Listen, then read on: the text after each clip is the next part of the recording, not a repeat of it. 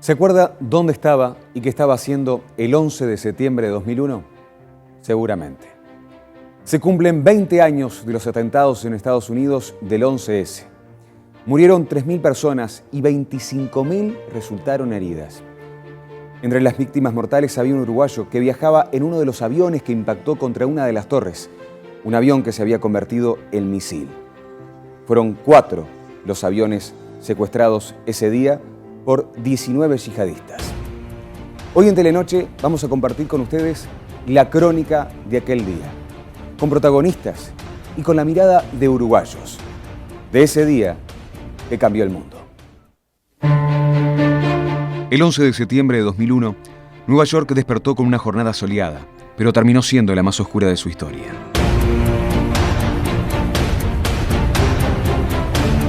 Una serie de atentados coordinados dejaron como saldo casi 3.000 fallecidos y 25.000 heridos. Todo comenzó poco antes de las 8 de la mañana, cuando 19 yihadistas abordaron 4 aviones en aeropuertos de Boston, Washington y Newark. Estos hombres portaban cuchillos de hojas de menos de 10 centímetros, permitidos por aquel entonces, y fueron esas sus armas para tomar control de las aeronaves. A las 7:59, el vuelo 11 de American Airlines, un Boeing 767 con 92 personas a bordo, 5 de ellas terroristas, despegó del aeropuerto internacional de Logan en Boston hacia Los Ángeles, pero fue desviado a Nueva York.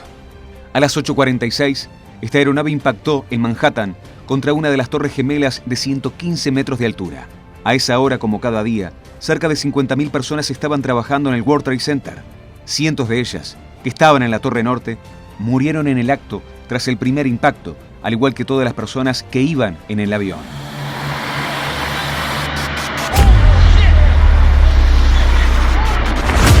Desde allí reinó el caos.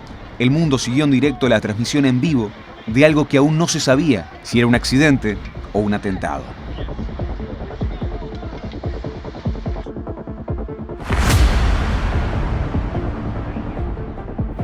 A las 9:03 minutos, el vuelo 175 de United Airlines, que había partido 8:14 de Boston con 65 personas a bordo, entre ellas otros 5 terroristas, que también tenía como destino Los Ángeles, golpeó la torre sur del World Trade Center.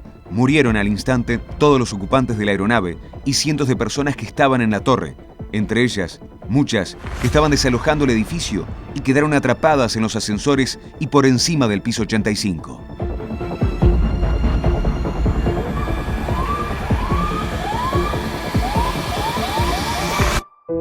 Las redacciones de prensa se paralizaron y ese día no había otro tema que no fuera lo que estaba pasando en Estados Unidos.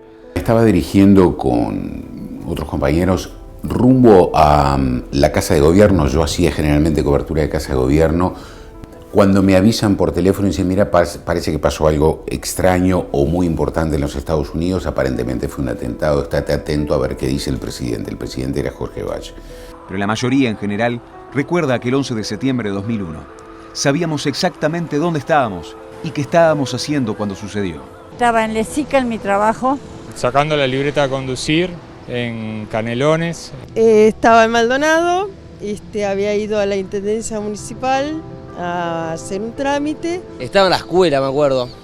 Sí, estaba en la escuela, gente corriendo por los corredores, un caos. Estaba trabajando en la oficina. Estaba en mi casa y bueno, nos estábamos aprontando para llevar a mi hijo a la escuela. Estaba a punto de entrar a una clase de histología en la Facultad de Medicina en México. Y entro a mi casa y veo el televisor que mostraba que se estaba derrumbando la primera torre. Continuamos la cronología de aquellos atentados que cambiaron la humanidad. A las 9:43, el vuelo 77 de American Airlines, con 64 personas a bordo, 5 de ellas kamikazes, estrelló contra el edificio del Pentágono en Washington. Allí, además de las personas a bordo, murieron otras 125 que estaban en el edificio.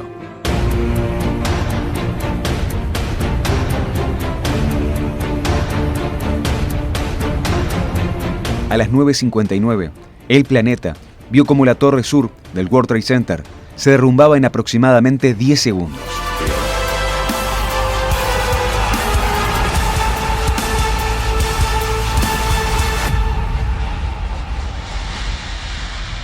Me acuerdo que había una televisión 14 pulgadas, un televisor 14 pulgadas, donde se veían solo imágenes, no había voz. Era muy difícil entender qué es lo que estaba pasando. Y paso por la carnicería de mi barrio.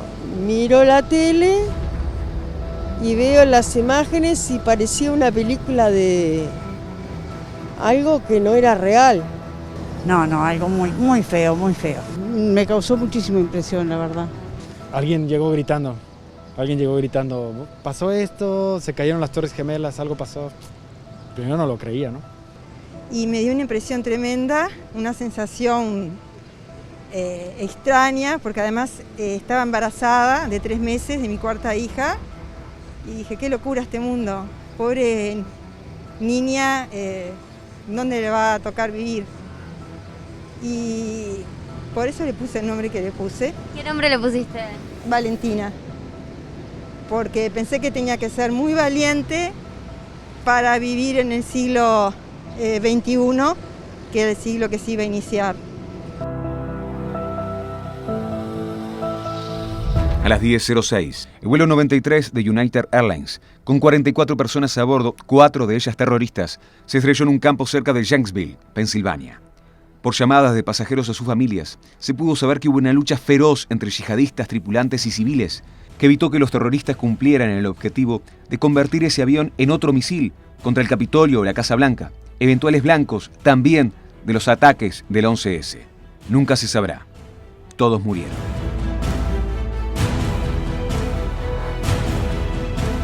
A las 10:28, la torre norte del World Trade Center también se derrumba.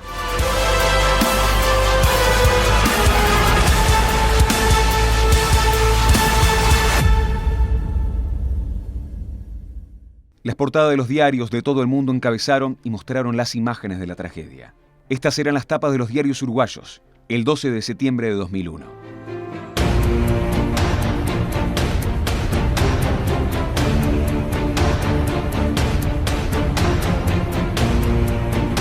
El presidente uruguayo en aquel entonces, Jorge Valle, viajó a Estados Unidos 2 meses después de los atentados para dar sus condolencias. Telenoche, de la mano de Marcelo Irachet y Edgardo Coppola, realizó la cobertura. Más de 2 meses después de los atentados, el lugar sigue siendo un punto de referencia. Se trabaja permanentemente, día y noche, a full en las tareas de rescate y en la remoción de escombros. Decenas de personas se agolpan en los alrededores para observar. Muchos son norteamericanos, otros son turistas, pero lo que más poderosamente llama la atención es el silencio con que todas las personas observan lo que ha quedado en la zona. Tengo aún la imagen ahí, patente. No se permitía el acceso hasta determinado nivel a lo que se llamaba la zona cero. Lo pude ver medio como que a las escondidas llegué a unos 100 metros, pero ya 3 cuadras antes no se podía ingresar. Un gran cráter, aún humeante. Aún 2 meses después se veía salir humo.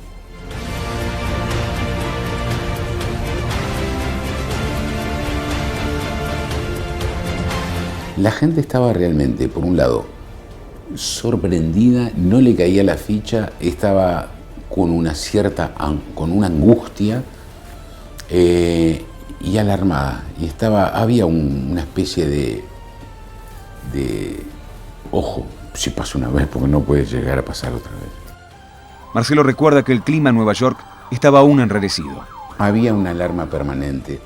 Por ejemplo, mira, te cuento una cortita. Estaba yo haciendo la cobertura y pasaron un par de camiones de bomberos y yo veía que la gente gritaba, se alarmaba y se corría y se abría el tránsito, un gran despliegue, pero no por un incendio común. Y en definitiva, lo que había pasado es que se habría tapado una chimenea de una pizzería, de alguna parrillada, no sé. Al parecer, luego de algunos minutos de trabajo, todo no pasó a ser de una falsa alarma y terminó siendo un cortocircuito. Pero el operativo de seguridad y el de bomberos estuvo prácticamente en actividad en menos de 2 minutos. En el momento que yo estaba, se dio la situación de que se registró la caída de un avión no recuerdo bien en qué ciudad de los Estados Unidos, pero cayó un avión en el medio de la ciudad. Un accidente. Yo estaba en un hotel y estaba en un ascensor. Te puedo asegurar que lo que fueron los rostros de la cara de las personas que estaban adentro del ascensor, cuando por intercomunicador en el hotel dijeron hubo una situación de extrema y se pide guardar calma, inmediatamente salí del ascensor y recibo una llamada de Montevideo, de mi familia. ¿Estás bien? Digo, yo estoy a 5.000 kilómetros donde se cayó un avión. Bueno, está, pero viste cómo es, no sé. Estar en el lugar donde 2 meses antes estaban en pie las majestuosas Torres Gemelas fue de las situaciones más conmovedoras de las coberturas internacionales en su carrera periodística. Yo, desde el punto de vista profesional, agradezco que me haya tocado vivir eso profesionalmente hablando, ¿no? Es el único comentario que puedo hacer, ¿no? Nadie puede estar de acuerdo con un disparate de esas características. Imagen y edición Edgardo Coppola, reporte Marcelo Irachet, Centro Montecarlo de Noticias, Zona Cero, Nueva York. Los atentados del 11S en Estados Unidos, reivindicados por Al Qaeda, dejaron un saldo de 2.977 muertos, entre ellos un uruguayo. Alberto Domínguez, Pocho para los amigos, tenía 66 años, tenía 4 hijos y 7 nietos. Este compatriota es recordado por haberse coronado campeón nacional de ciclismo en 1953. Estaba radicado en Australia, trabajaba en radio y fue de los pioneros locutores de habla hispana en Sydney. Domínguez viajaba en el vuelo 11 de American Airlines, que salió de Boston, el primero en ser secuestrado y estrellarse contra una de las torres. Sin saberlo, Alberto le había salvado la vida a Marta, su esposa, a quien le insistió que no viajara con él y se quedara unos días más en Boston, cuidando a su hermana. Cada 11 de septiembre, la hermana de Alberto, Reina, que reside en Colonia, revive aquel terrible día. A mí siempre me parece que fue ayer eso, ¿no? Lo tenés tan presente siempre. Apenas vio las primeras imágenes en televisión, Reina presintió que su hermano estaba allí. Yo empecé a gritar como una loca, y estaba mi hermano ahí iba mi hermano, y mi hermano no tenía por qué ir ahí. Pero a mí se me dice una cosa en el pecho, que todos me agarraron y decían, ¿pero qué sabés? No puede ser. Yo lo sentí inmediatamente, y recién después a las 3 de la tarde dieron la noticia. Pero hubo miles de personas que corrieron con mayor suerte. Estaban dentro de las torres y sobrevivieron. Entre ellos, el uruguayo Javier Porley, que estaba junto a otro compatriota trabajando en tareas de mantenimiento. Yo estaba trabajando en el World Trade Center, en el piso 85 de la torre número 2. Los uruguayos estaban en la torre sur cuando el primer avión impactó en la otra torre. Sentimos un estruendo, algo como una explosión, como un ruido. Javier y Claudio optaron por escapar por escaleras. El camino era más largo y más lento, pero eso les salvó la vida. Nos fuimos primero al ascensor, pero bueno, se había amontonado mucha gente en la puerta del ascensor. Obviamos por tomar las escaleras de emergencia. Muy angostas, ¿verdad? Las escaleras de emergencia solo caben 2 personas, ¿verdad? Cuando el segundo avión se estrelló en la torre sur, aún Javier y Claudio estaban en las escaleras. Yo creo que íbamos por el piso 44, 45. Fue el peor momento de susto, de terror. Siempre recuerdo y no me voy a olvidar más que fue el momento que me despedí del mundo, que pensé que bueno, uno había llegado mi día, que uno se moría así. Cuando finalmente lograron salir, se enteraron lo que realmente había pasado. Usamos en el 7º, 6º piso con los bomberos, que ellos subían a rescatar gente, a buscar gente, y nosotros como locos con la ansia de salir rápido de ahí. Y bueno, cuando pudimos salir, ahí en sí tomamos conciencia de lo que había pasado. Decidimos dejar el lugar y tratar de comunicarnos con nuestras familias para decirles que estábamos bien y que habíamos podido salir. Detrás de los terribles atentados estaba Al Qaeda y Osama Bin Laden, alguien que no era desconocido para los Estados Unidos. Osama Bin Laden, que además tenía algún tipo de vínculo con Estados Unidos, hubo familiares de Osama Bin Laden que estuvieron radicados en Estados Unidos, que trabajaron en Estados Unidos. El padre de Osama Bin Laden era un empresario muy rico en Arabia Saudita. Él había creado una empresa de construcción, que bueno, con el boom petrolero le había ido muy bien. O sea, era alguien que no daba, al principio no daba la señal de que iba a terminar convirtiéndose justamente en uno de los principales enemigos de los Estados Unidos. El mundo todavía se pregunta cómo el país en teoría más seguro del mundo padeció atentados de tal magnitud. Para John Moore, como para otros analistas internacionales, las autoridades norteamericanas podían haber minimizado el riesgo de los atentados del 11 de septiembre porque otros lo precedieron y no fueron atendidos debidamente. Primeros golpes, como justamente el atentado del 93, los atentados en las embajadas en el 98, 5 años después, bueno, ya eran pruebas muy evidentes de que Al-Qaeda estaba justamente, por lo menos aspirando a golpear a los Estados Unidos de la manera más dura, más brutal posible. Los aparatos de seguridad, por ejemplo el FBI y la CIA, no tomaron en cuenta las señales de alerta. Pero la historia ya se escribió, y el 11 de septiembre de 2001 quedará como el día que el mundo cambió.